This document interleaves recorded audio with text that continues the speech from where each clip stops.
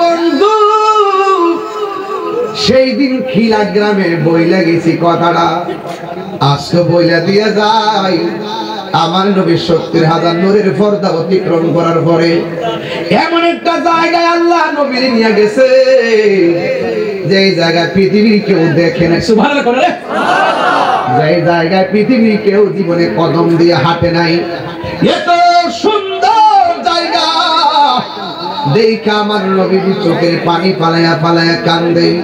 সুন্দর জায়গা দেখলে হাসে, আনন্দিত হয়, কিন্তু আমার নবী সেখানে যায় চোখের পানি মুবারক পালায়া পালায়া কান্দে।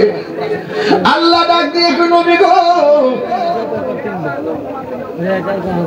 এত সুন্দর জায়গায় আপনার আল্লাহ, আপনি কেন চোখের পানি ফেলে কান্না শুরু করলেন?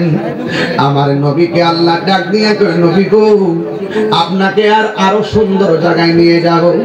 সুন্দর একটা জায়গায় নিয়ে গেছে, 1 2 3 4 এমন ভাবে 17টা জায়গায় নবী নিয়ে গেছে। আমার নবী 17 জায়গার সুন্দর দেখে নবী চোখের পানি পালায় পালায় কান্দে।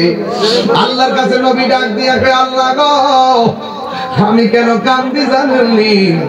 এত সুন্দর জায়গা আপনি আমারে দেখাইছেন, কিন্তু আমার গুনাহগার উম্মত এত সুন্দর জায়গা দেখে নাই। একটা জিনিস খেয়াল করেন, দুনিয়ায় যাওয়ার সময় নবী উম্মতরে বলে না, একেবারে আনন্দ কোন মেরাজের চূড়ান্ত জায়গায় যায় নবী উম্মতরে বলে না।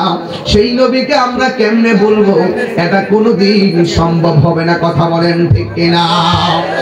আল্লাহ ডাক দিয়ে, বন্ধু, আপনি চোখের পানি ফেলায় কাঁদতেছেন, কিন্তু আপনার উম্মতের জন্য আমি আপনাকে 17টা জায়গায় ঘুরাইয়া ঘুরাইয়া দেখাইলাম, কিন্তু আপনার উম্মতের জন্য আমি 5 ওয়াক্ত নামাজ দিয়ে দিলাম। আমার মুর করে বাবারা, ওয়াজ শুনলে চলবে না রে বাবা।